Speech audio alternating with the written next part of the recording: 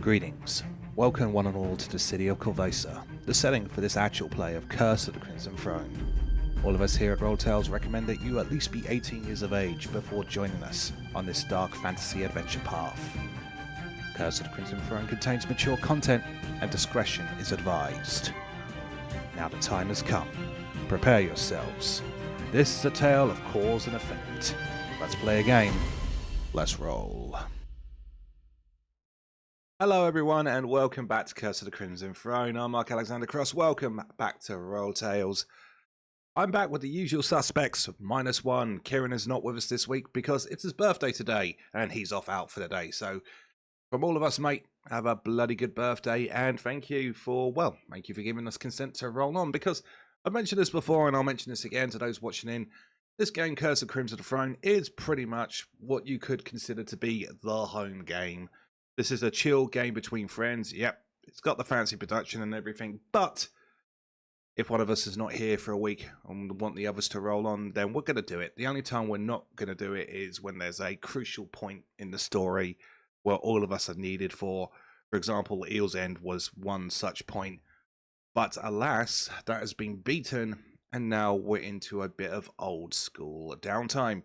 So it's not so bad that Kieran's not with us today, because when he comes back, then, well, the meat and potatoes are really going to kick off again. But that doesn't mean that today's session is going to be unnecessary. Oh, no. Kieran may come back for the meat and potatoes of the situation, but how do we get to that meat and potatoes? Today, we're going to see the peeling of said potatoes, and believe me, it's going to be a thing. And Alex, Greg, and Topher are here and ready to once again try and sort out their daily Korvosan lives. But we need to talk to Alex.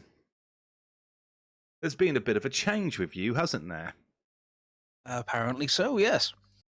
Now, what is actually going to happen is it's actually going to be explained through the RP today. And, well, I'll give you a small teaser to those watching in. Today we're going to have our first free archetype character in the party. So, without going too much into it, or without telling anyone which way you're going, you've still got your old character sheet for now.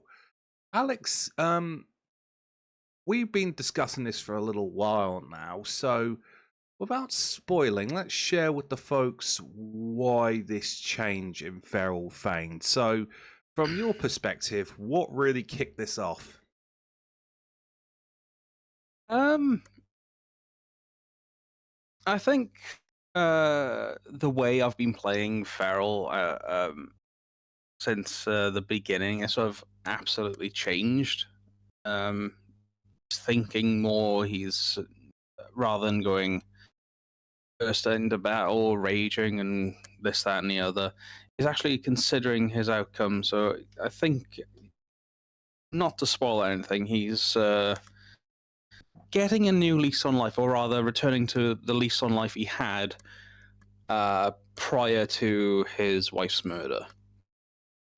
So, if anyone can guess it So from that, the overlay's not going to give it away today. Sorry, go ahead, Alex. Continue, mate. Yeah, so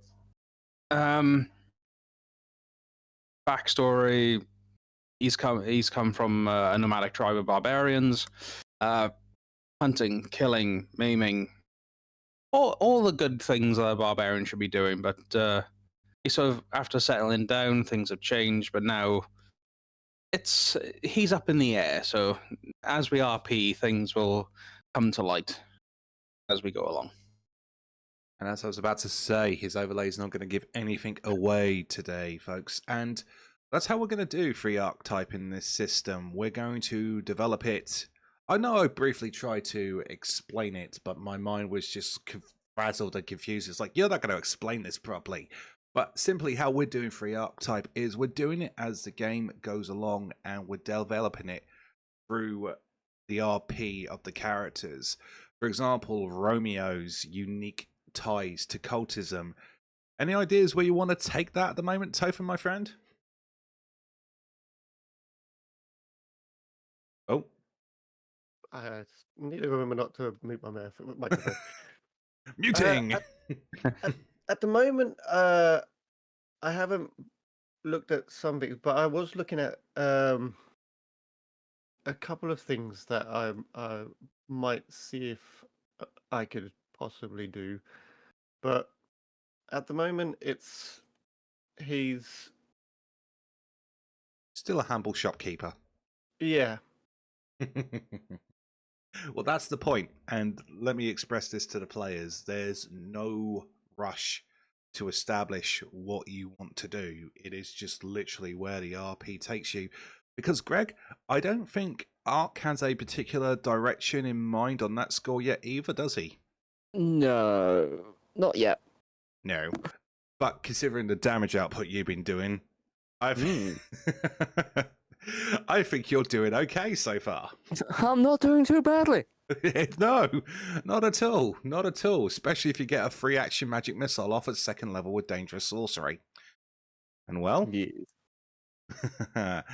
let's actually continue the adventures of our party here as we let's do a bit more RP and maybe a few more of those RP threads and tracks for free archetype will be established today, and we'll see exactly what sort of change has affected Feral. So for as ever, let's begin with the recap. So, the last time we played Curse of the Crimson Throne, a party of adventurers essentially took over Eel's End through aggressive negotiations. A series of events that they didn't actually kick off. It was Devargo Barvarsi, perhaps overconfidence flowing through him, truly believing him to be an untouchable king of spiders, finally met his match in the form of our party of adventurers. However, there was the fallout of Devargo's death to deal with, because Eel's End was leaderless. The party met up with the four of the five owners of the individual barges on Eel's End, and basically worked out what they were going to do. Now, Madame Halvara, who seemingly going to take over as a de facto leader of Eel's End, seemed the most competent, and they seemed more annoyed that Devargo's death has been an inconvenience rather than what he was doing to anybody who unfortunately crossed him. However, there was a method to their seemingly cold madness. You see, Devargo Barvarsi operated in Korvosa by paying the sin tax. For example, crime here in Korvosa is regulated to a degree. They know they can't stop all criminal activity, so they try to literally put a tax on it. The Thieves Guild of Korvosa is the only recognised guild, and they actually work very closely with the Korvosan government. It's odd, but it's an arrangement that works for this city, as long as you pay the sin tax. And what the four owners, led by Madame Halvara, was worried about was the fact that it was actually not Devargo that paid the sin tax. It was actually the Arcona family. They would pay the sin tax on time for Eel's End in an exchange for Devargo doing the Arcona's favours. Learning of this, especially with Ornelos in particular, the party realised that there may be more dealings here in Eel's End to handle. But for right now, they had the information that they wanted on Ambassador Ampria of Cheliax. They returned the information to Ambassador Ampria of Cheliax. Well, they didn't return it to the Ambassador, whoops. They returned it to Field Marshal Cressida Croft of the Korvosa Guard and successfully completed their second mission for the Guard. However, Cressida, with a heavy heart, revealed to the party that she may be calling on their services again very soon, due to the fact that, just come out from the Royal Palace was some news, and that news was King Eardred Arabasti II, the late king, was actually assassinated.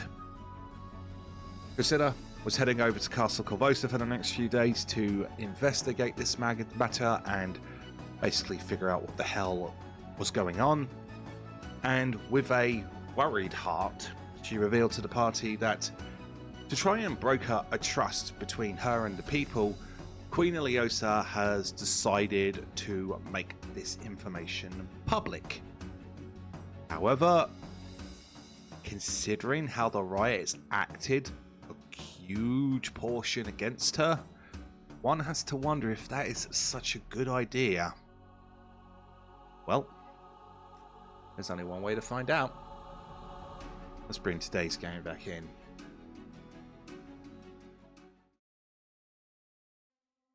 Alright, so, my players, we are going into a spot of downtime. And I think nice and simple for today, I wouldn't mind starting with Arc on that score. So how I want to do this is basically we will individually go through what we want to do for downtime, player by player.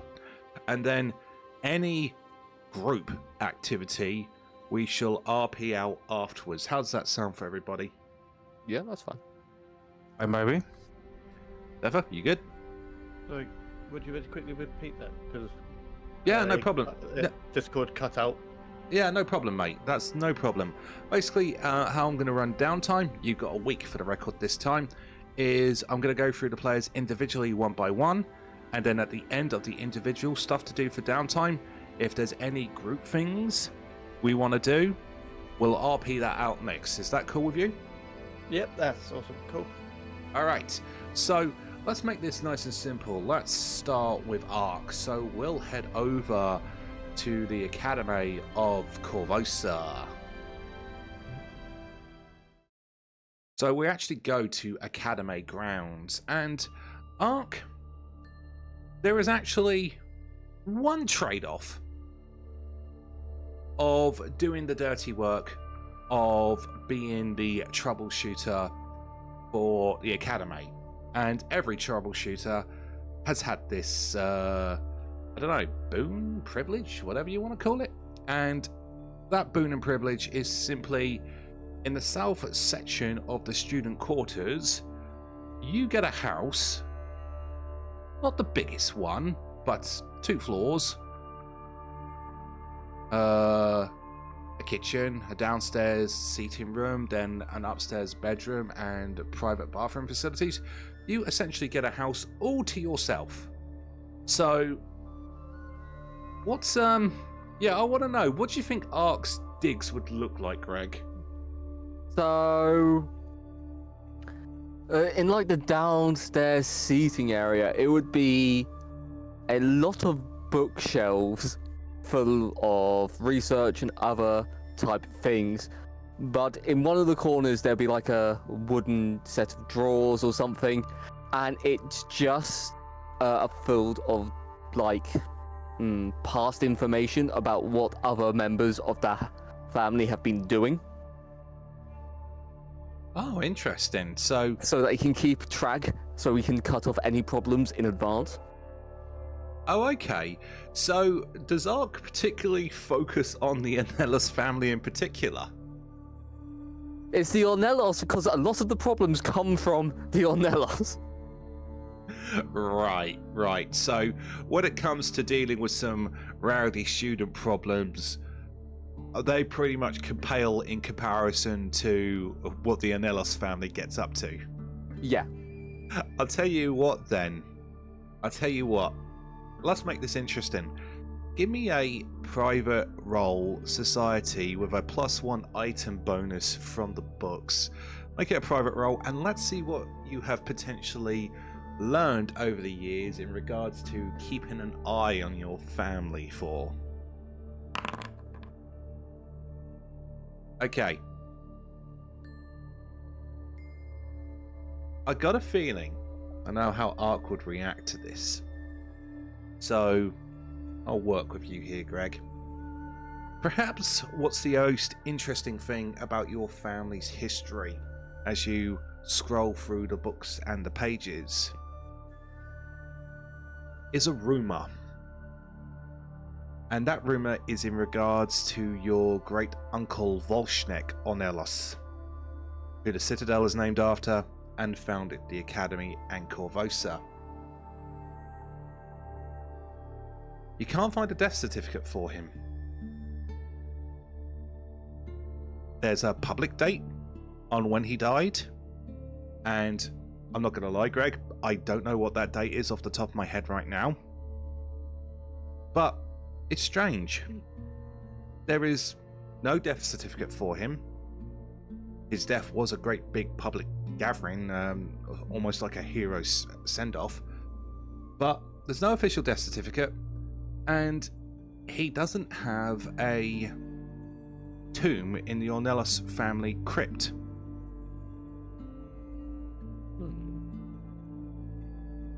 So that sticks out. What's Ark's reaction to that when he found that out over the years of doing what he's been doing? Knowing, Ark would be curious and would go back to see if there was any like family journals or anything speaking about Volshnek. And see how much data he can collaborate and correlate. And to find out his like last tracks before he supposedly died. It's interesting. Access to those records have been blocked to you by the senior faculty. You're not allowed to touch them. They have given you a reason for it, though. And even your great uncle, the headmaster, Topher, has explained this one out to you. He basically, well, this is more the faculty who's explained this to you, but Topher has given his seal approval on this explanation. Volshnek Ornelos' records are sealed because he was perhaps the most powerful wizard in not only the country of Varisia, but pretty much world over. He was up there.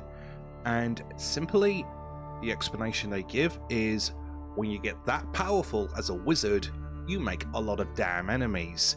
And so they don't want the potential, inadvertent or otherwise, of those enemies coming down on the Korvosan Academy's head.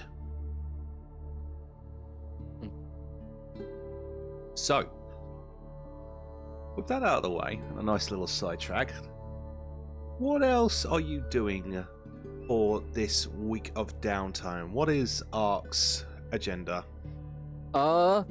He's going to ask Majenko to keep an eye out for the Arcona's movement activities, essentially. Seeing if they're getting close to Eel's End, and any rumours about Eel's End reaching them. Majenko has joined you at the Academy and will RP out a small scene as he flies in to the Academy a couple of days later after you freed him from Eel's End. And the first thing he does is, upon giving greetings, he apologises to you, say, "Oh, hello. Terribly sorry about me disappearing. It's just, I must admit, after being in that damn cage for a few months, I think I got a bit carried away of being free again." Perfectly understandable. Everyone needs some freedom every now and then. Oh, it's nice to stretch the old wings out. I'm not going to lie. I know this house very well. I thought I smelt something familiar about you. You're an Ornelos. I am indeed. Well, I must admit, oh, and looks at you directly. Oh. Oh, I know who your mother was. That's nice. No. Forgive me, old chap, forgive me. You're the spitting image of her. You really are. Wonderful woman. Really nice woman. Was working here at the Academy at the time. I helped deliver some messages for some of the wizards, and this is back when they were nice to me and all that, and no, wonderful woman. sorted this place out. You should be proud. I do admire her efficiency. Although, having a look around, I can't believe that old bastard is still in charge. So it seems. For now. I know. And don't get me wrong, great wizard, just excrement of a human being, in my opinion. No offense, of course. None taken.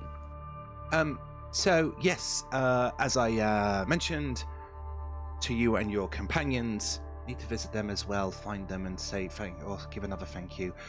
I am at your service for 1 year. Is there anything you would like of me? Yes, actually.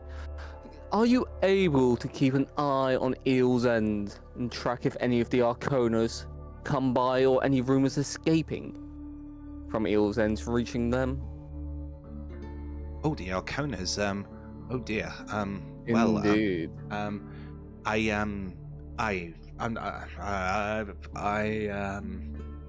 going to be I'm going to be honest with you, Mr. Ornelos. I'm so sorry, as I flew off, I didn't catch your first name. Or is it just Mr. Ornelos? Ark. What do you prefer? Take your pick, it's only a name. Alright, take your pick. So, I'm not going to lie, I don't want to get too close to the Arconas. It's a reasonable. That is reasonable.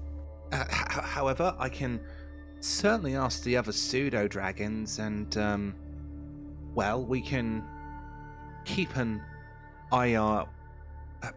Any Arconas in particular, or just we can keep an eye out, but mainly one Melina? Melia?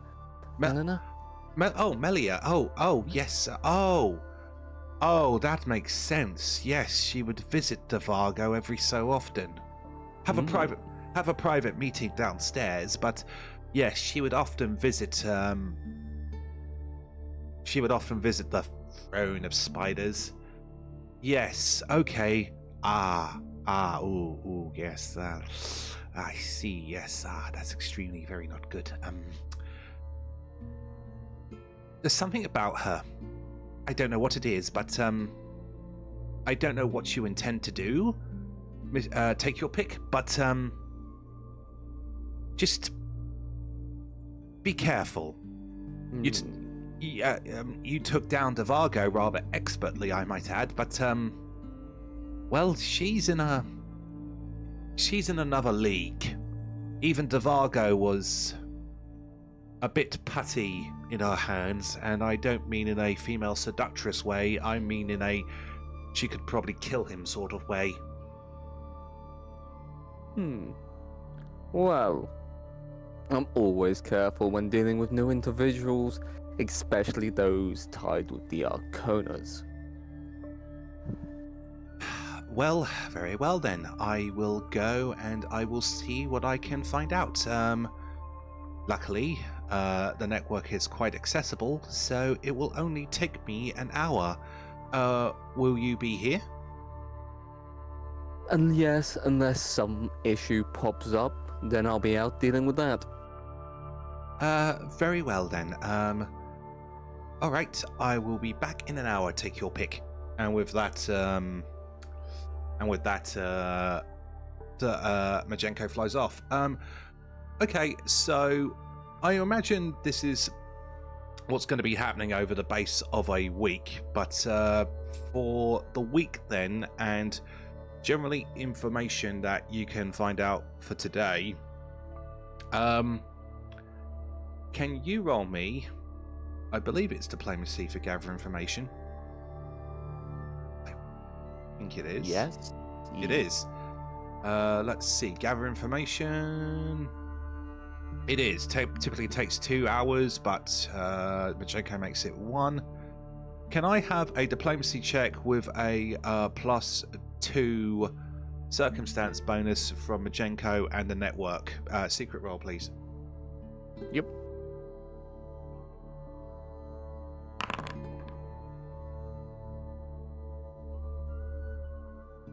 Okay, Majenko returns to you in about an hour and says, "Take your pick. There's a bit of news." Go on. Well, the pseudo dragons were already watching Eel's End because, well, apparently, you caused a bit of a stink over there. Understandably so. They've managed to keep it contained within the management that Devago's death, but unfortunately, a few of the Eel's End enforcers let it slip. Of course they did. Well, there's basically hustle and bustle happening now, and I do think that Miss Arcona is definitely going to be making a visit sooner rather than later. I'll head on out, and I will find you when I have a bit more information on when she's going to turn up. But oh yeah, it's you don't need to be a gambling man at the Twin Tigers to know that she's going to turn up. No, you don't. Well, thank you for that. All right Always then. handy. All right See then. what's happening. So try and find you in Korvosa. If you're not here, any other places that I should know about? The Citadel. Honestly, this or the Citadel. Which citadel? Volshnek. Ah. Oh, okay. Oh, you working with the guard? Oh, yeah, yes, you said you were working with the guard. And yes. Oh, this is all coming up nicely. Right, all right, I'm off. Right, I will let you know. If you're not here, I will try the Citadel. Any contacts in the Citadel if you're not there either? Someone I can pass a message to? Consider... Oh, the field... Oh, Cressida, the field marshal. Oh, you're in very good company. Well, you are in Ornelos, I suppose. All right. Yeah. All right, then, I'm off. Right. I will let you know when she's going to turn up. I'll see you later. Take your pick. And with that, he goes. Anything else you want to do over the span of the week? Because that actually doesn't take too long at all. During the week... Honestly, he's got these 6 vials of Shiver. So... you said you had to meet someone by the name of Victoria who could help him sort of, hopefully purge the imperfections from Shiver. All right, then. So you spend the next portion of the week asking around the academy. Give us either a diplomacy or a society check to open roll to try and find... You're going to find her. The quality of your check determines how fast you find her, basically. 23. Of diplomacy. Yeah, you ask around, and Victoria's a bit tricky to find. Miss De Rosa, she bounces between all the different halls because she is a wizard of universal studies. So she does not specialize in one school of magic. And in the end, you manage to send a message out to basically meet up with her in Ornelos Hall, which is just northwest of your quarters.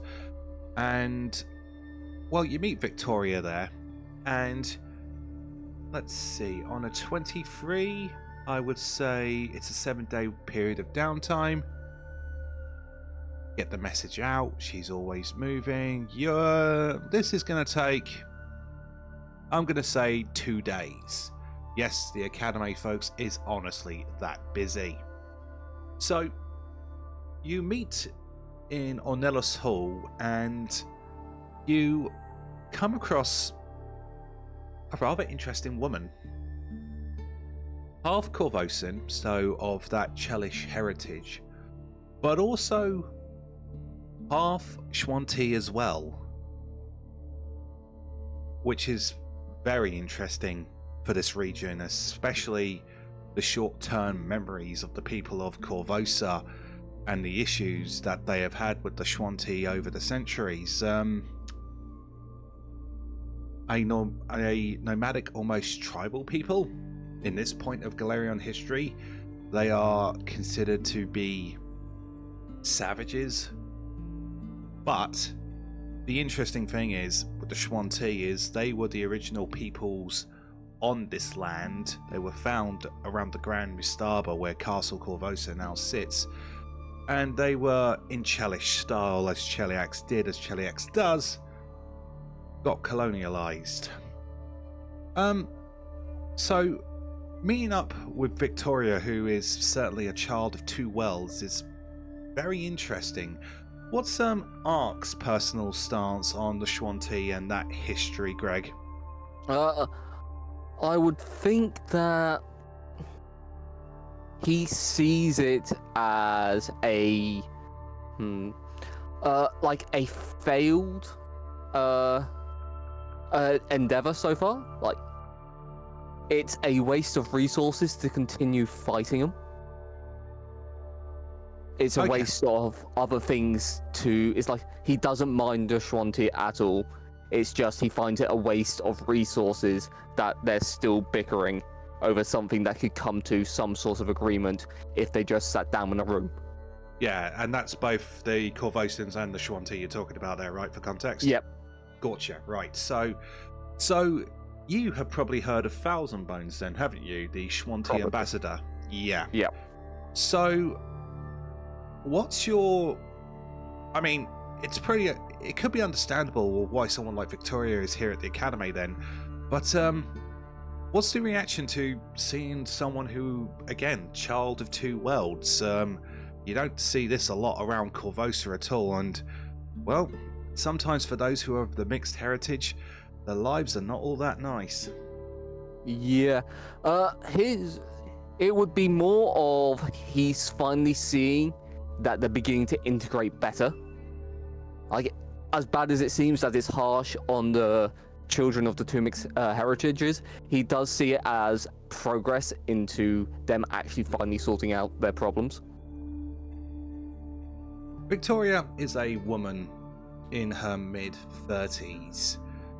As I said, she's of mixed heritage, and, well, as I mentioned, that heritage is not reacted the best in some places here in Korvosa, and this could be evident on Victoria because there is actually a scar that runs down the left side of her face, from the forehead, around the eye and down onto the cheek. That could be or could not be a result of that, or that could be a result of something else. In fact, that scarring looks interesting. It is actually a scar or a type of scarring you've actually never ever seen before, Ark, and sometimes your method in regards to your job is either direct or indirect. I'm talking potentially acids and poisons. Yep. Yeah, it's weird. You look at this scar, and from your base experience alone without a check, you can tell that it was caused by no blade, no acid, and no poison. It's really, really unusual. Nor does it look to be ritualistic in any way either. However, Victoria, they stand tall, proud of themselves, and greet you with a rather formal greeting.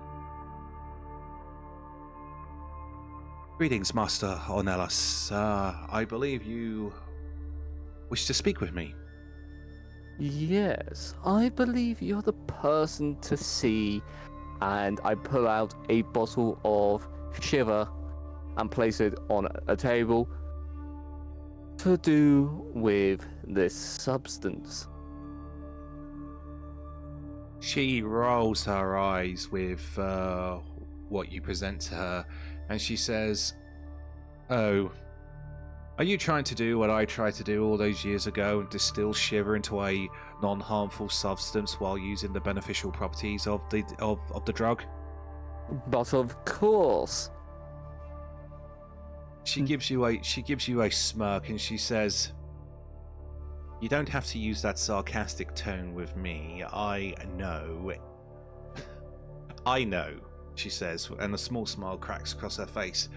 The truth is, back when I was younger, I didn't get addicted, but I used to take this, help me with my studies, and I also made it a personal field of study of mine that, to try and distill Shiver into a non-harmful yet beneficial form.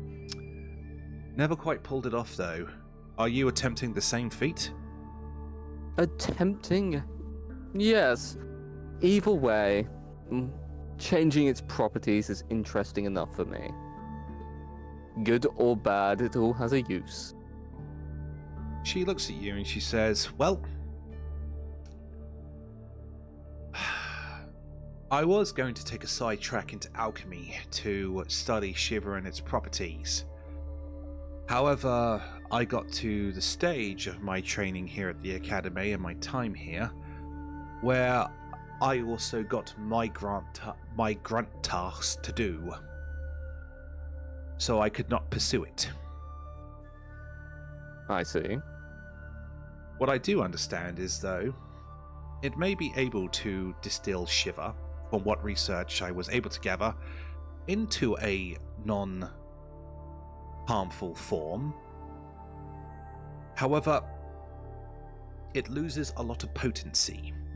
The reason why the Shiver drugs include the chemicals that it does was to increase the potency of the initial effects.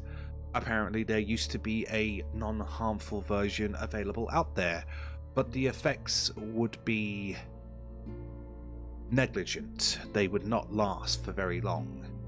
5 to 10 minutes tops. And, well, I know alchemy, sometimes their concoctions only last for a minute or so, but in regards to something of this quality, you would want it to last more than a few minutes, surely. Yes. I'm thinking somewhere along the middle grounds, where it still has some of the problems, but not all, and they're all manageable. Well, I can certainly give you the notes that I did on the subject. I haven't pursued it in years, and I gave it up a long time ago. My grunt work saw to that. Kept me busy. But I can hand you my notes, but if you wish to pursue this further and onwards, you would either have to speak to an alchemist or study alchemy yourself. Indeed. Both are promising leads. Very well. And with that, she actually reaches into a side satchel she has, which actually reveals to be a bag of holding. As literally her arm goes right down there as she does a proper notion of trying to properly dig deep.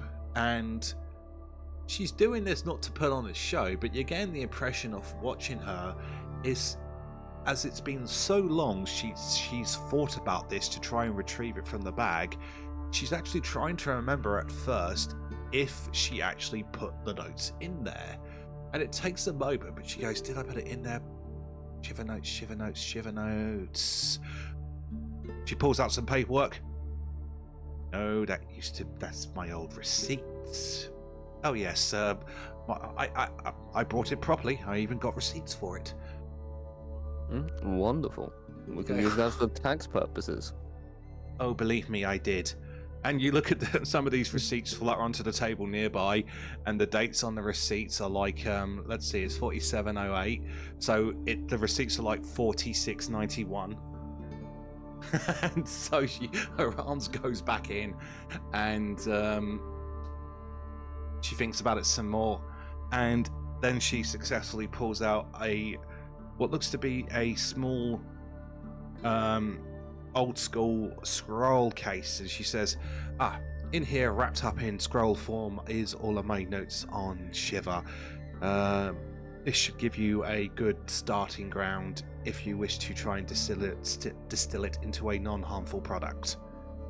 Wonderful. Thank you very much for your help. Not a problem. And I will add it to the inventory during downtime, but there will be I will make an item for it, and every single time you try to make an attempt to do what you want to do with Shiver, Greg, this scroll case will give you a +1 item bonus to the checks you have to make as you use the research notes to aid you. Fantastic. She gives you over the scroll case and she says, on a separate subject, so you're the latest model. Indeed I am. I'll give you some context. I'm the old one. Wonderful. Not exactly How's that your going? I'm not exactly your immediate predecessor, but this is the reason why I gave up the Shiver. Kept me busy. Oh, don't I know it? It's a wonderful line of work. I'm thrilled to be doing it. She looks at you with her eyes meet yours, and she says, "Don't lie. They only choose people if they're good at it. People who enjoy this sort of work is immediately kicked out the door." Yes, I know. And I'm just so happy about their recent set of messes. She looks at you with a somber expression on her face and says, "Can I give you an honest piece of advice in regards to the troubleshooter role?" Go on. From what I've heard about you, Ornelos, this is something you've probably already thought about already, but always have an exit strategy. Oh, don't you worry. I already do. And I'm talking of the mutual and non-mutual variety. The headmaster is the headmaster, but he's not an unreasonable man. An egotistical one, in my opinion, but he is not unreasonable. Just It's sometimes better to maintain bridges instead of burning them. then a smile of knowing creeps across her face. Yeah, but if you're going to burn the bridge, And make sure an you... explosion. Oh, yes, blow it sky high. But of course. It wouldn't be dramatic otherwise. Just be careful, though, because sometimes the mark that the troubleshooter role leaves upon a person, and now she actually points to the scar on her face, is permanent.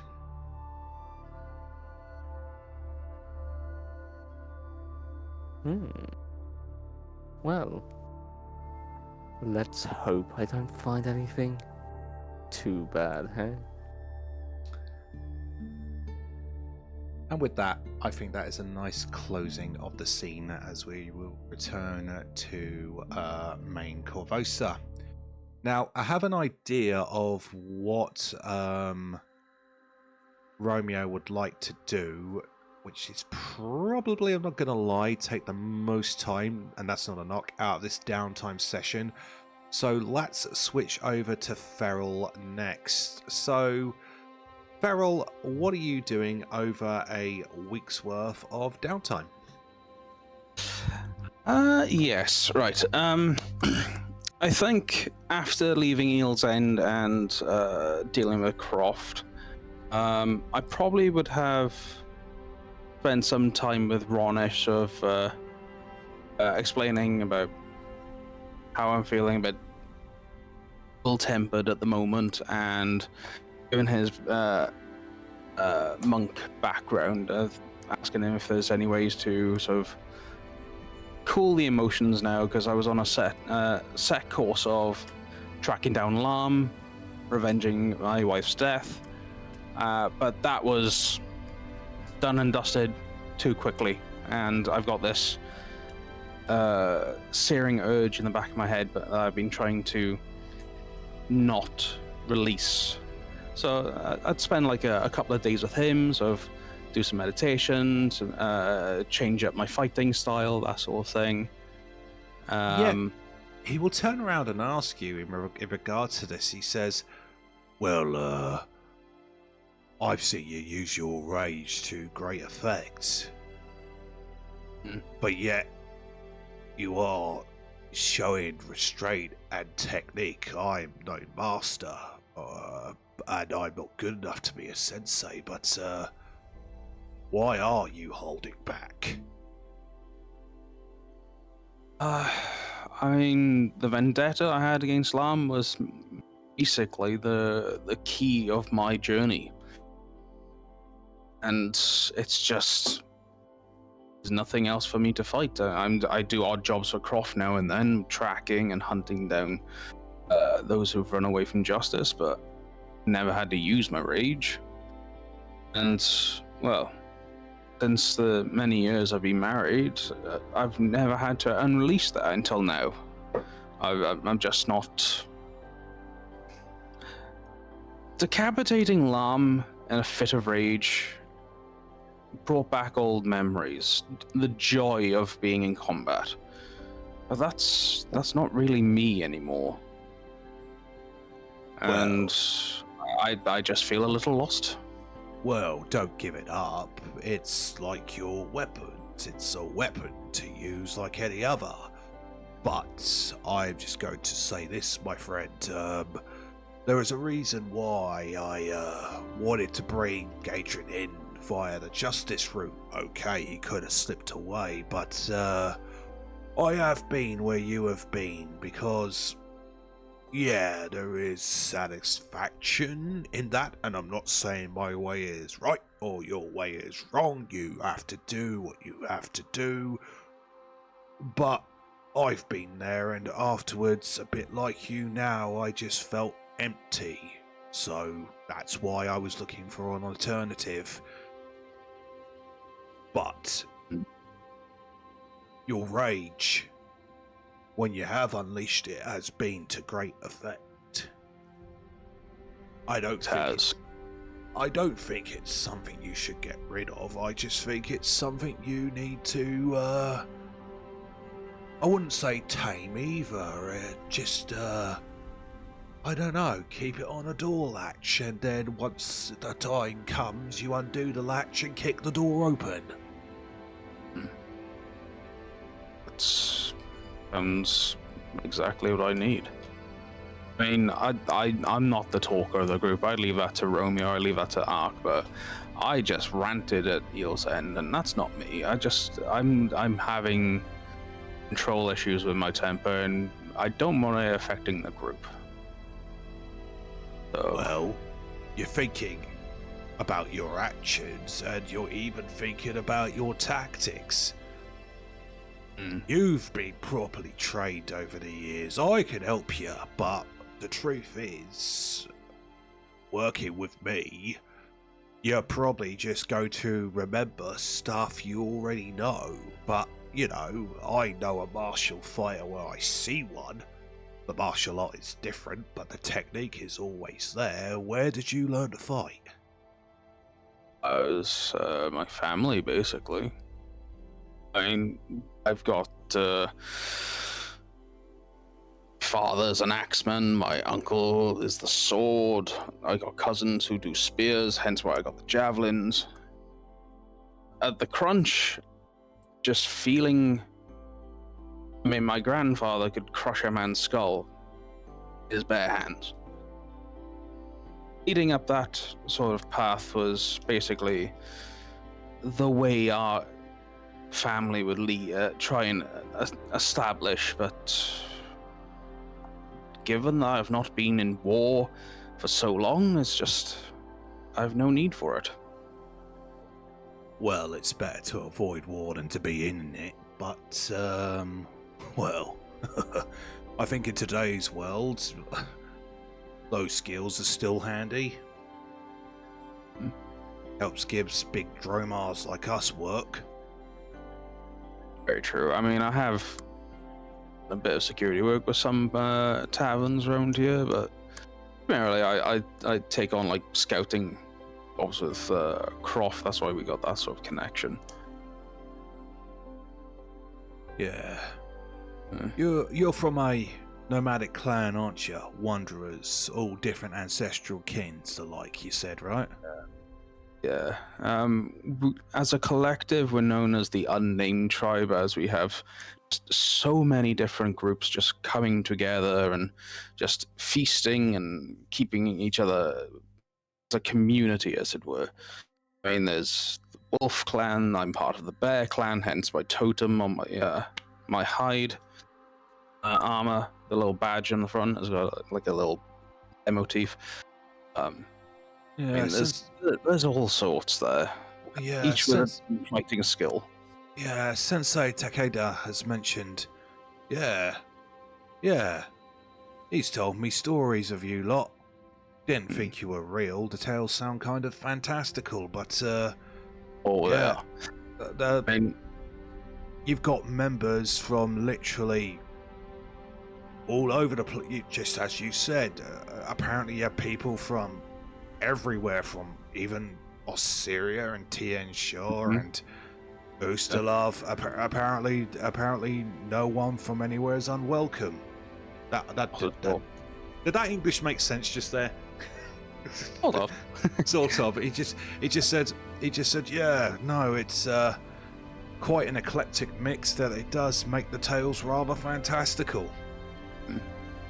I mean, we're a collective of. We do not leave anyone behind. If one of our tribes come across a village that's been ransacked and children have been orphaned, we will give them the skills to right their wrongs, and most of the time they just join and stay with us. So we find those who are abandoned and we give them a home and the skills to survive, basically. Well, if I can ask, then you don't have to answer this, but why did you and your wife leave them and settle down here in Korvosa? My group was hired by this lord so long ago. I can't even remember where it was. It was somewhere in the far north.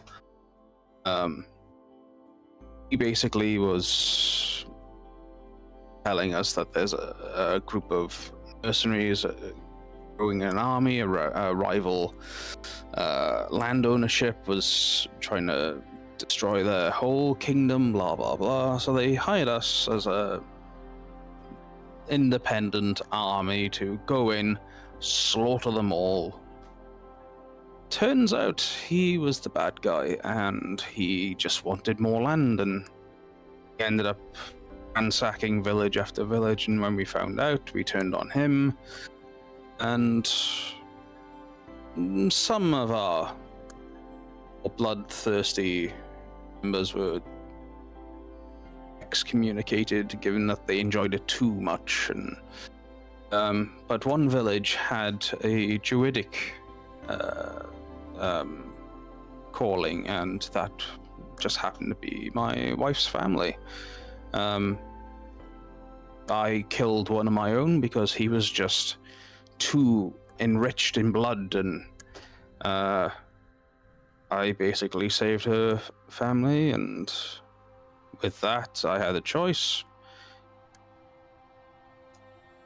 And I chose, in my opinion, I chose the right path. Well, my father gave me his axe, and they became their protector, and, family, we traveled, and eventually, though not seeing quite eye to eye, we sort of grew a connection, and eventually we were wed, and we went on our own way. And you ended up here. Of all places, yes. He crosses his arms. I don't know. This city's got its problems, but it's not too bad. when it works, it works. It's just, I think we're seeing it not working at the moment, and well, Yeah. it's pretty bad, to say the least. Yes. I don't know what drew us here, but we made a go with it, and the shop was fruitful. I got odd jobs to keep my skills honed, but yeah. He looks at you and he says, yeah, you may have been brought up in a tribe of cultural barbarians, but you're no barbarian, my friend. You're a fighter. Like I said, the days of me charging into vast armies with my axe or my sword raised high, going home head to toe in blood, and just drinking and eating and falling asleep while still drenched in the blood of my enemies, probably drinking from one of their skulls. Long past. That is not me anymore. So over the span of the week, and I will say this will take the full week, if that's all right with you, Alex. I got there's probably like one or 2 days I'll probably spend with Romeo as well, but Yeah, no worries. But I'm going to mainly say, it's one-ish. yes, this will take the majority of the focus to do. So basically, what Ronish teaches you is not actually much, and as he put it across, it's more stuff you already knew. It's just hearing it from a third-person perspective. It's one of those things that finally makes you click, if you know what I mean. So Ronish encourages you and shows you a few ways, for example, in particular with him, how he uses his stances to adapt his fighting style. And he doesn't necessarily teach you a stance, but teaches you the principles behind it in regards to your rage. Because, as he said, your rage is a weapon and one that should be used. However, though, because you have moved on from the majority of what your life used to be, you have become more of a thinking fighter. You are a fighter. You are a fighter with a metric ton of rage that can be called upon when needed to be. Some could say you are a fighter of fury, or a fury fighter, not a fury barbarian. So, therefore, and the overlay will be updated in due course, but from now on, Thane is actually going to be a level 3, going on level 4 fighter with the free archetype of Fury Barbarian. And what sort of wonderful secret powers that will give Beryl now, we'll go over another time, because I think it's fair enough to catch up with Romeo, if that's cool, Alex. Yeah, that's fine. All I was going to say is that, we've talked in the past that he's going to help me out with the shop, so if there's any RP there, we'll come to that later on. Well, let's actually go to Romeo then, because Romeo sent me, Topher sent me a small list of what he wants to do for the downtime. Not a long list, but it was handy to have a list in preparation. I appreciate it, so thank you, Topher. So let's start, if it's all right with you, Topher, with what you wanted to do at Eel's End. So, what are you doing over the downtime week? So yeah, for Eel's End, it was mainly to keep an eye on what was going on and like keeping it from being kind of taken over, like someone just basically overlooking what could pass over the week. like with the whole now them not having a kind of a someone that is going to pay off the guards and things in a way, he kind of has put himself into almost a small way that kind of system of if anyone starts to make any trouble or tries to like push towards becoming trying to force their way in, he's going to try and help deal with it in a less a violent way of like before the Spider-Man throwing them overboard or trying to like end them, but like trying to remove them out of the way in a much safer way, if you get what I mean. All right. So, you said to me in private that you were actually going to stop at Eel's End for a couple of nights while doing this, right? Yes. So I'll tell you what, let's actually go to below deck of Eel's End. So only Topher can see on this scene, so it'll probably be a black screen for the rest of the party. But what we got is Topher actually in the below decks of Eel's End, and is actually now essentially in the room of Devago Barvasi.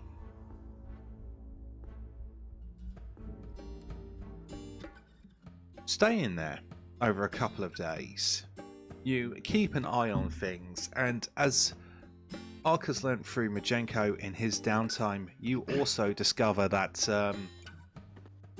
what happened to Devago is let slip by some of the enforcers, not actually the members of the four boats management. And I must admit, your presence here, Romeo, has confused the five owners of the respective barges, because quite frankly they don't understand or get a beat on what you're trying to do here. It's like you came here for information. They don't blame you for killing Devago, and they're not that angry or salty at you for killing Devago as expressed in the last session, when you turn around and you were the one who said, oh, Devago started it. They actually went, yeah, of course he did, it's what he does, blah blah blah, etc. But yet they don't entirely understand it, because what they're getting confused about is why you're keeping an eye on them. It's, I wouldn't say necessarily an act of morality. They're not unfeeling or unempathetic, but they just don't get it. It's like some of them are asking, you know, are you here to now take over? Especially with the two surviving hopeful thugs who absolutely sing and glow your praises, and actually putting your name forward that you would be a great candidate to run this place now and potentially deal with the Arconas in Devago's absence. So yeah, your presence here, it's not unwelcome, but it's not welcomed either. They're very on the fence about you at the moment, because they don't know what to make of you. There's a mixture of lack of understanding combined with fear. But Yeah. on this day in Eel's End, there is a knock on the door of, well, I suppose what is your cabin now. What would you like to do? The door's open. Okay, the door opens to reveal to you one of the hopeful thugs who you managed to turn over into your favor. This hopeful thug, Their name is Siren, or that is the name that they have given. And they say to you, what's your boss? How you settling in? Not boss. That is not needed. My name is Romeo. I'm the same as you. Siren looks at you and they say, well, what?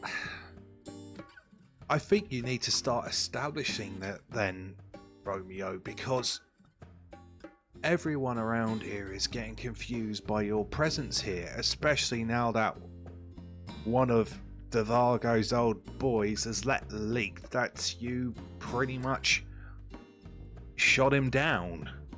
And Siren explains to you that the one who's leaked the information was the one during the combat. I don't know, I can't exactly remember who it was off the top of my head, but you convinced one of them to go down and have a look to confirm the kill. It was that one who basically leaked the information. And we go back and Siren says to you, I think you need to let them know, because half of them fear you, some of them admire you, and you've caused quite a stink. In a good way, don't get me wrong, you've impressed me, but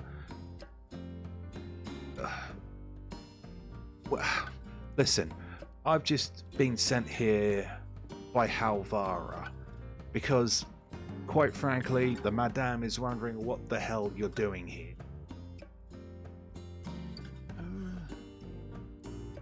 I kind of ask myself that every day. But, I feel like it's my responsibility for the outcome that has fallen these people, that I should possibly help them in any way that I can. I have 2 boys that I've rescued that were on the path to ruin, and I feel like, unfortunately, what happened to that individual, he has now caused these people a possibility of falling into ruin, and unfortunately that was kind of at the hands of myself. Siren looks at you and they say, do you understand this place then, Romeo? As both of me old mums used to say, we're old enough and ugly enough to take care of ourselves, and this is a place where people generally don't need saving. Everyone needs saving.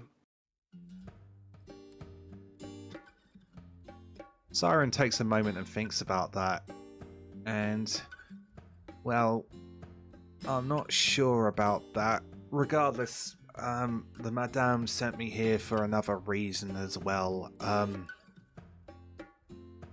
The Arcona visit, the one that you said that you and your mates will deal with.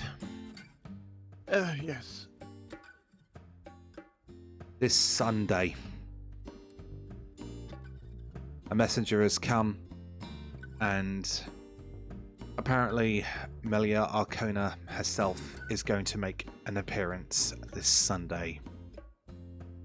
You're to meet at the Throne of Spiders, and Halvara says, don't fuck this up, or I'll fuck you like it was your wedding night gone wrong. I don't know what she means by that.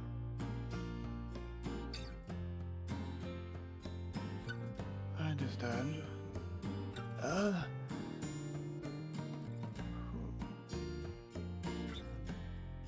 May I ask of you?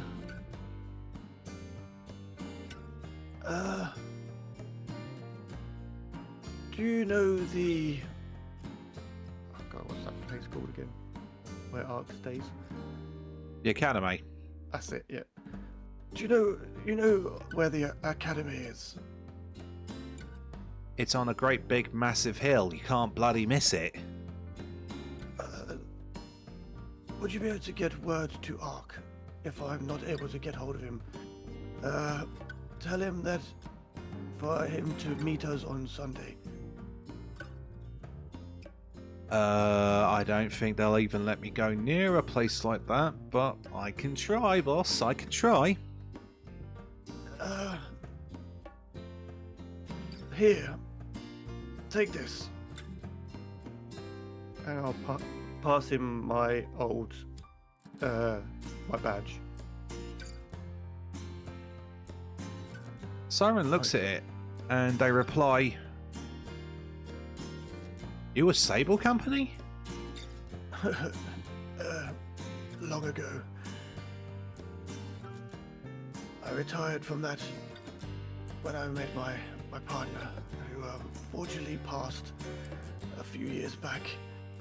I didn't think I would ever have to need to use or show it again, but it seems like it's become something that was left over.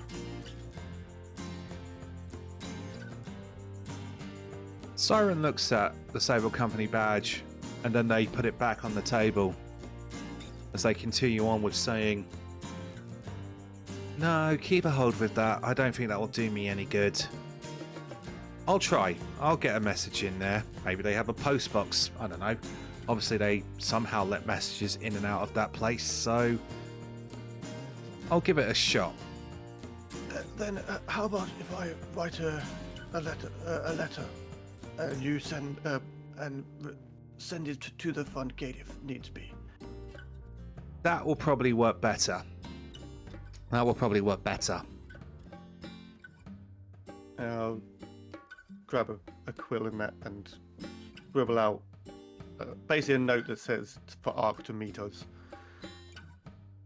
Yeah, Siren takes it, and they pocket the letter and start to head out towards the door. But before they do, they turn around one last time and say to you,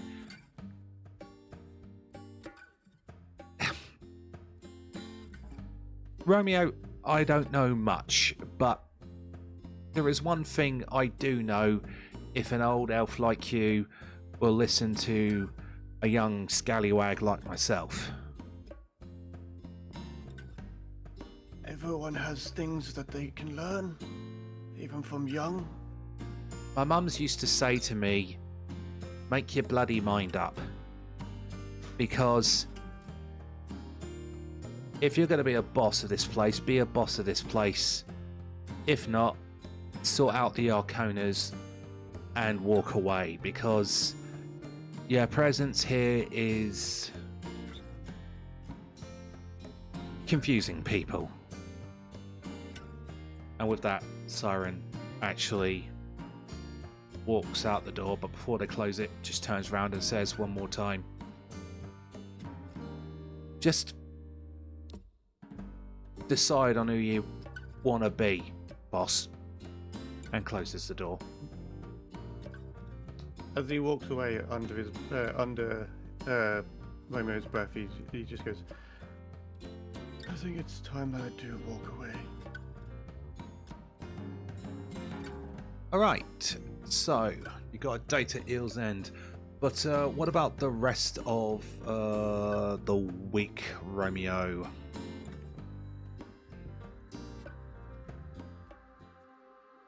What are you up to for the rest of the week? Yeah, for the rest of the week, he's mostly going to be like wanting to cultivate the flowers in the flower shop, but he also wants to go to the Bank of Abadar? I think it was called. Can't remember. Indeed. And have that meeting with the gentleman that you mentioned to see if I can look into buying the All the World's Meat building, so that I can have a premises for my old store. That's not a problem. All right, mate. So you've got two options here, because I think we've got enough time in today. Don't get me wrong, we'll still get the other one done. So this is not you've only got one choice. It's just for the sake of time for today's session. You can do one of those two. Which one would you prefer? It will be the cultivating the flowers and the shop. All right then. So make your way then back down to Ferrell's shop from Eel's End, and you'll meet up with Ronish and Ferrell, who have been seemingly training together over the past couple of days. And yeah, it looks like we're going to actually have some potential roles here this session, because as you're trying to get the shop up and running, you will need to get these flowers cultivated, and this will actually... Just a quick ask. Yes. In the gold market, has my coffee shop been reopened? My favorite coffee hall. That's going to take a while. Oh no! As I'm walking past, there's tears. Like the coffee. The city is actually still in a state of vast despondence. As a matter of fact, let's bring everyone in on this. Can everyone give me a perception check, please? Open perception check, please. Make your rolls and I'll call for results. Okay. So, Ferrell, what did you roll? 27. Okay, so on a 27, can you give me a flat d20 roll now, please? Okay.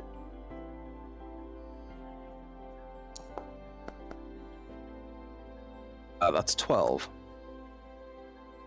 Over the span of this downtime period, all of you get this information, but you start to hear the fallout of the news breaking that King Eardred Arabasti was assassinated. And well, the reaction is as Cressida Croft predicted. It's not good. There are murmurings all around the streets. The reason why Romeo's famous coffee shop has not yet reopened, or has even begun to be repaired to be reopened, is the fact that the city is still in a state of flux where it's just trying to survive. And when news of Eardred's assassination reaches the people's ears, instead of the transparency and confidence that Queen Iliosa wanted to use to inspire the people with, to sort of like gain some trust and confidence with them, like, hey, I'm telling you straight, nothing to hide, it is instead once again bringing back up those two sides that were produced in the Korvosa riots. The sides that were like, long live the Queen, and the sides that were like, burn the usurper. That tension is starting to bubble up to the surface. Arc over the span of the next week, Majenko will tell you, keeping an eye on Eel's End, that tensions around the city are rising once again. The pseudo-dragons are basically flying high, and not even the imps are deciding to engage in their little skirmish warfare that they like to have with the pseudo-dragons. The Order of the Nail and the combined forces of the Sable Company and the Korvosa Guard are keeping people in check for now, but you get the impression that Cressida Croft is about to have a couple of more sleepless nights. No matter, or not even including, whatever her investigation is turning up. During this tension, Feral, we go back to you and your rumor table, because over the week, working with Ronesh, cultivating flowers with Romeo, you hear the people talking. All this going on. Bet you any money that there's war coming. War from where? Come on, the Shuan-Ti. You don't think they're going to take advantage of us in this weakened state? But don't they have that ambassador here in the city trying to broker peace? They're not here to broker peace. They're just sizing us up in preparations for war. I don't know. Shouldn't we let that go? Let that go. What are you, some kind of sympathizer? No. This is our home. They're sizing us up for war. That's what you hear, Feral. Ark, what did you roll on your perception check? I only got a 13. Okay, then Ark, you're a little busy. Yeah.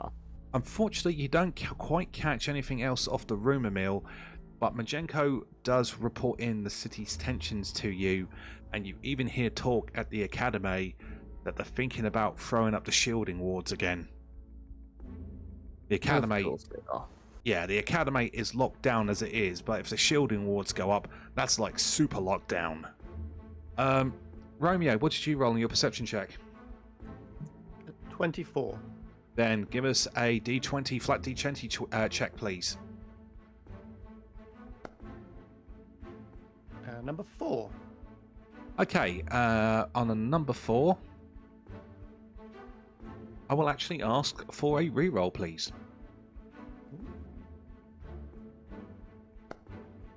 A 12. Oh, that was the same as his. Okay. This one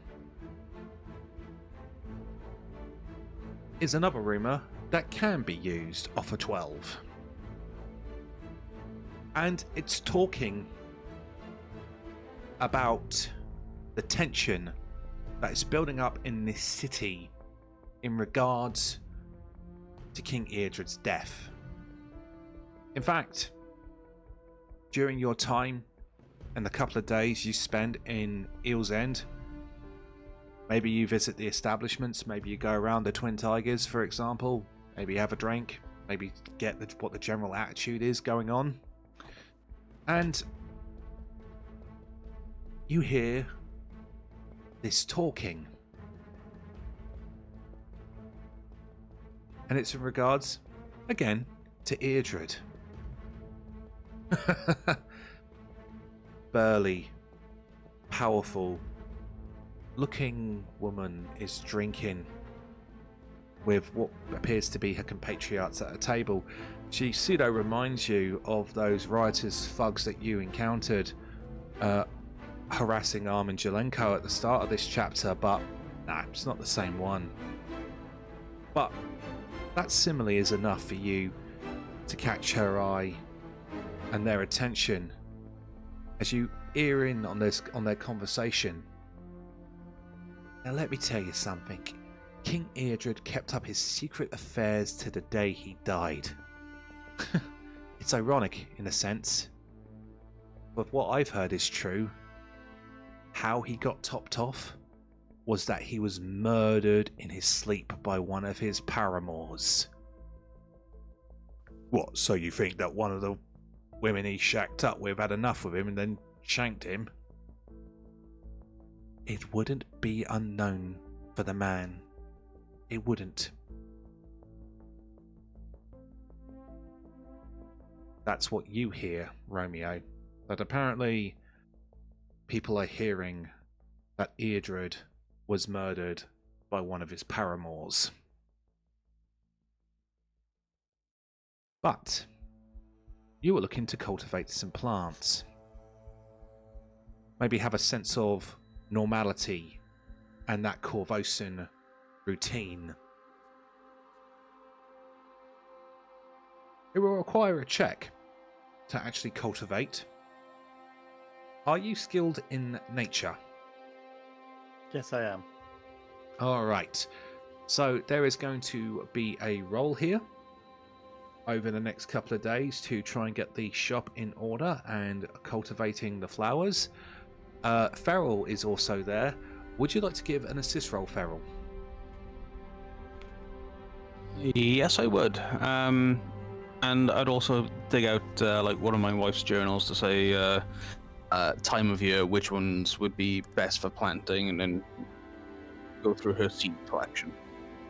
Alright then, in that case then, Feral, can I start with you? Can I have, we'll just keep these checks open. Can I have your assist roll, please? You're going to meet the target of the DC, not the aid target of 20. So give us an assist roll, open nature check. Oh, that was that's a 20 in total. Roll to a 40. Yeah, no, I will reveal that that is a successful aid. So Romeo with a +1 aid bonus. Let's have a open nature roll of you, please.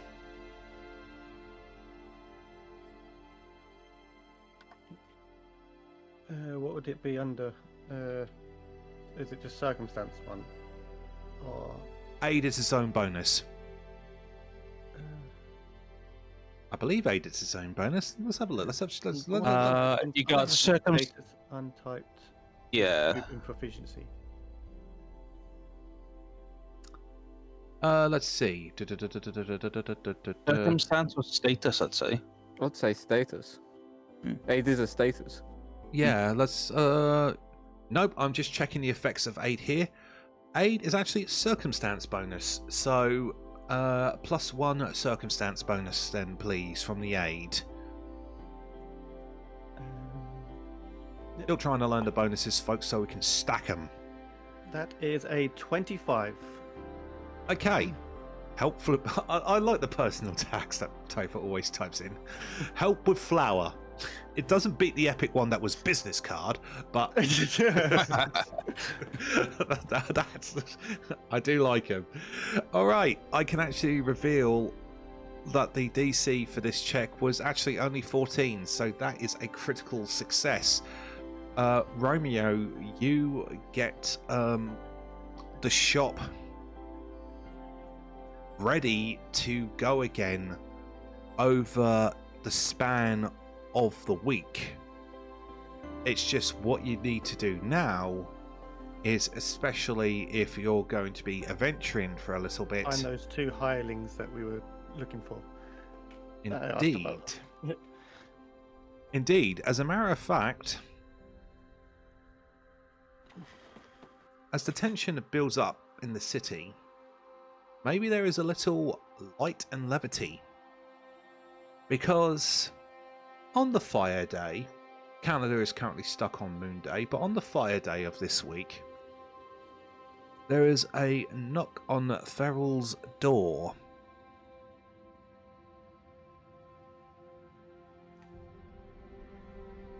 I'll dust myself off and open it up.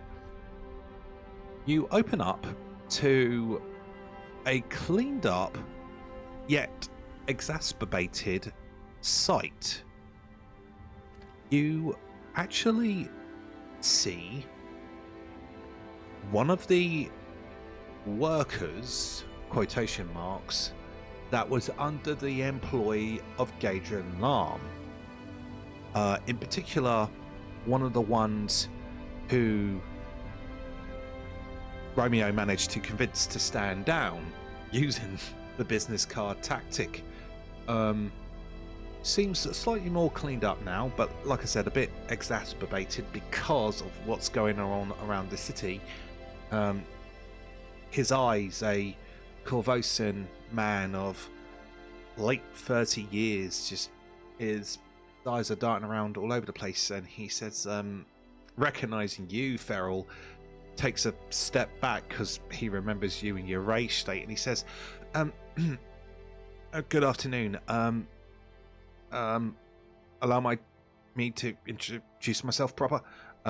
My name is Bren Venatorus. We kind of met at the fishery. Yes. I've been tracking down Mr. Sandweaver, and out of game, finally he made his checks in game, and I heard he was here. May I come in and speak to him, please?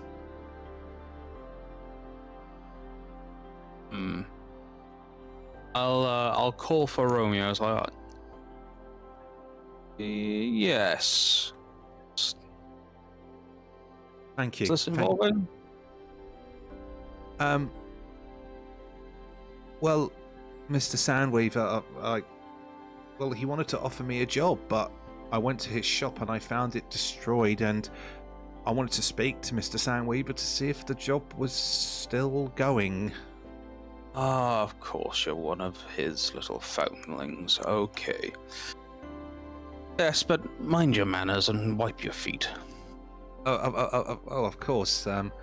He looks around, just happy to get indoors, and he relaxes a little bit, and, well, Feral, you get the impression of Bren straight away that his nervousness was actually not strictly because of you, actually. It's more what's going on out there. As he wipes his feet, calms down a little bit, and he says, "Oh, in Erasmus' name, thank you so much." And I assume that you're uneased about the current situation as well? I barely survived those bloody riots, and now it looks like they could kick off again. The king was assassinated? What the... And he remembers his manners, but he shrugs both of his shoulders with arms out to express the point speaks for itself. I agree. Romeo, this gentleman has arrived on the scene for you.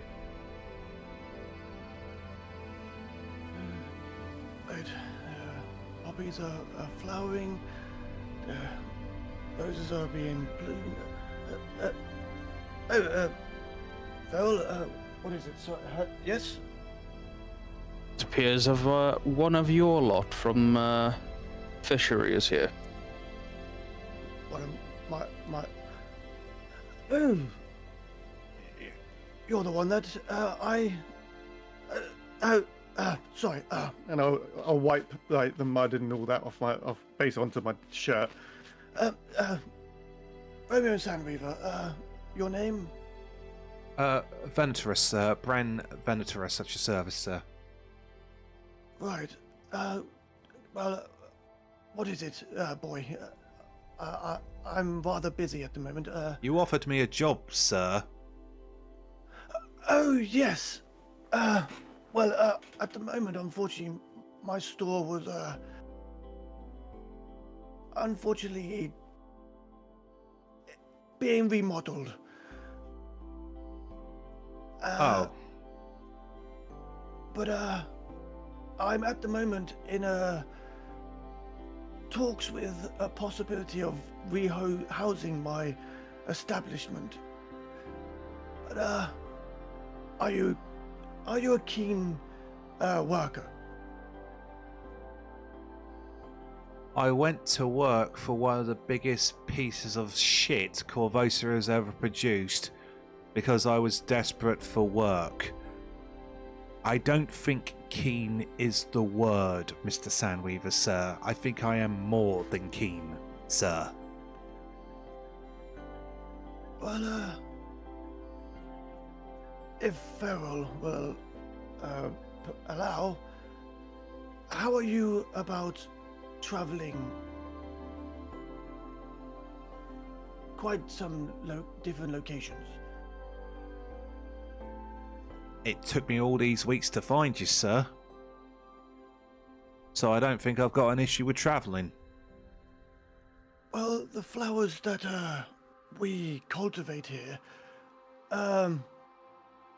Farrell's past wife, she used to travel to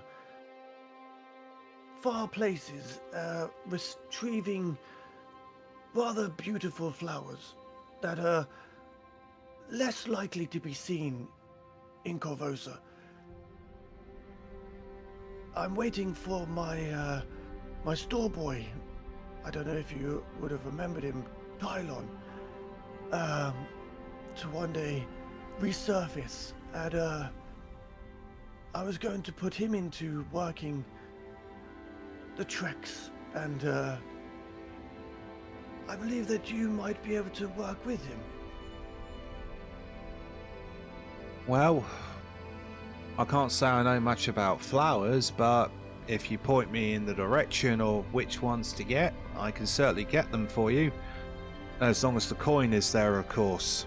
I spent the last of my money just trying to survive these riots and, well, on these clothes you see before you. So this is literally all I've got.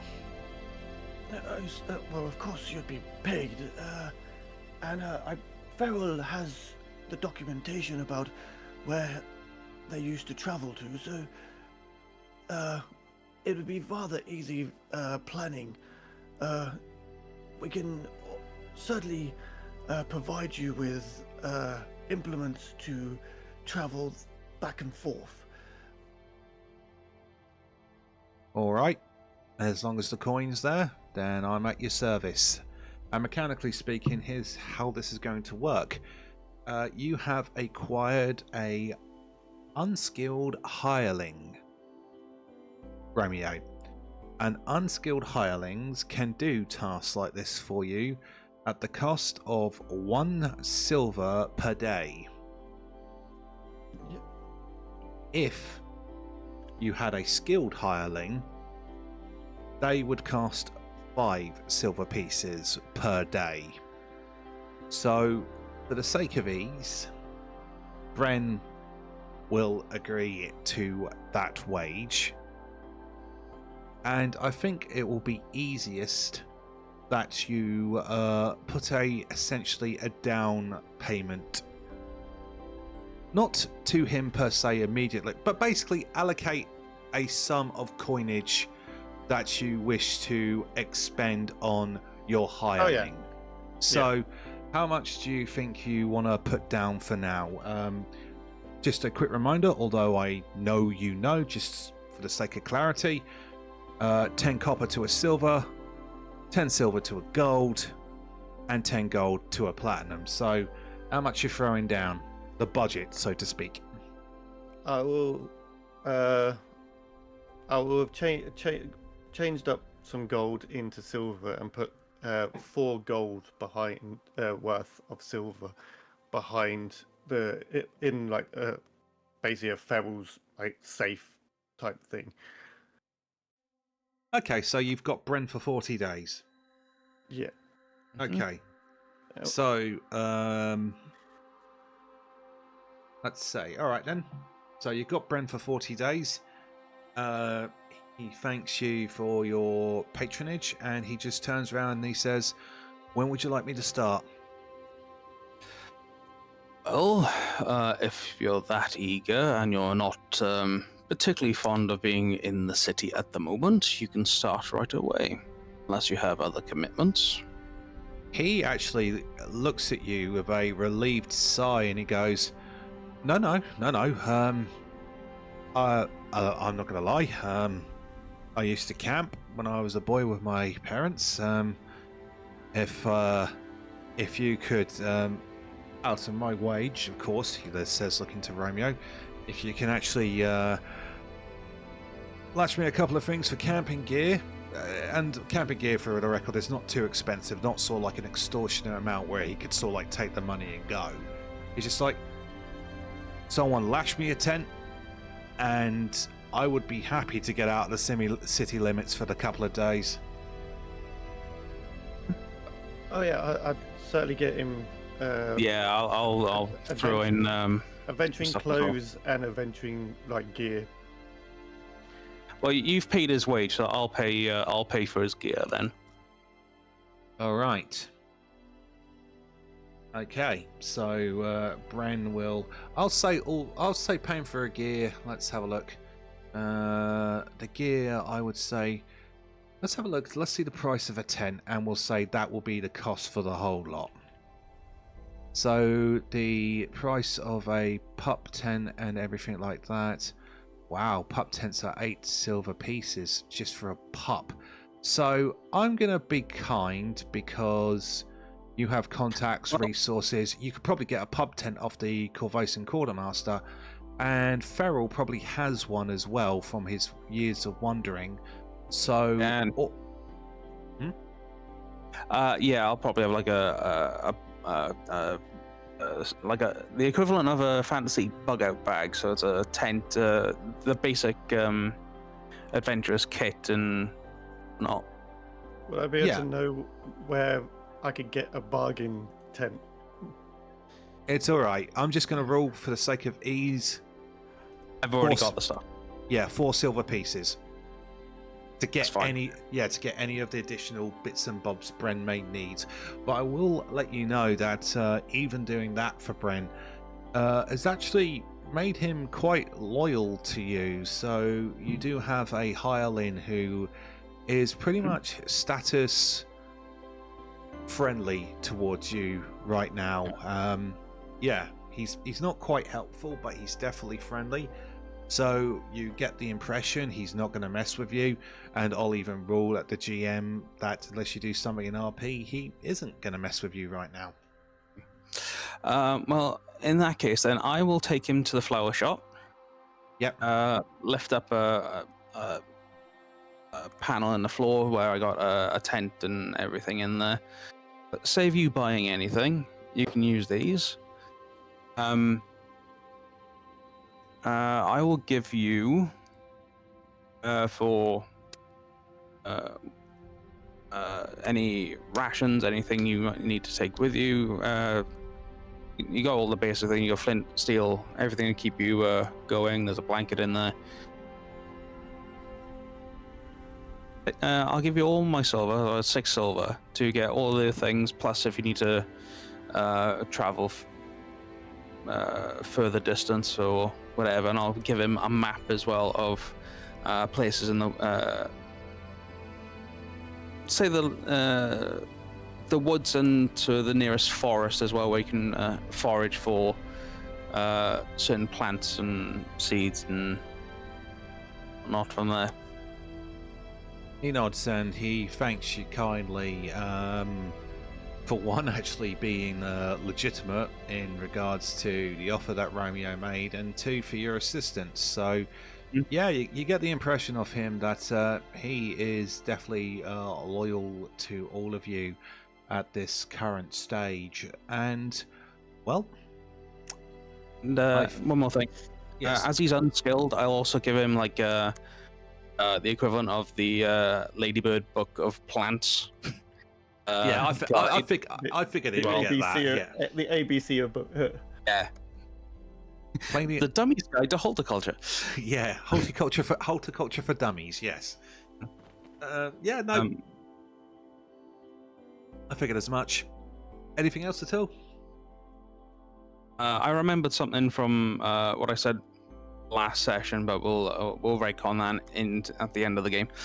But yeah, apart from that, I've given him enough silver to him go in. He can get water skins, food. All the kit is provided for. If he wants to change clothes, he can take it out of that as well. And so head south from here and be safe. All right then. So, speaking of I'll the end say of this, I'll also say there's like a spare dagger in there as well in case he hasn't got any weapons. I would imagine it comes with a basic amenity. So, right, if there's anything else, I think that will actually close today's Rise of the Rune Lords. Whoops, wrong campaign. I think that will close today's Curse of the Crimson Throne session for today. Before we finish, though, I said last session I was going to use the Quartermaster at the Citadel Yes. to commission a new leather sheath for my axe, so I'm not carrying it around. So I'll have that. I would have had that done as well while training with Ronish. That's fine. That's fine. To me, that's just flavor stuff. So that's done for you. That's no worries. Right. Is there anything from anyone else, or can we wrap up? Going once, going twice. Just one more Done. thing. No, that's such a... No, go for it. Oh, wait. Actually, it's normally bloody Topher who does that. But no, that will conclude today's session of Curse of the Crimson Throne. A downtime session, but yeah, I think downtime. I do like the way that Pathfinder does do downtime. It feels like you're actually doing stuff, doesn't it? It does, yeah. Yeah. It's just not sitting around. And also we had some more world building as well. So when we come back, I think there's the other half to do of what will be the downtime session, but next time things will be a bit more plot focused, as Korvosa is entering once again into a rather riotous state. But will it kick off? On top of that, there's a meeting with the Archbanker at the Grand Vault of Abadar. And then there is the meeting with the infamous Amelia Arcona herself. I hope you join us for that, because things are about to get interesting.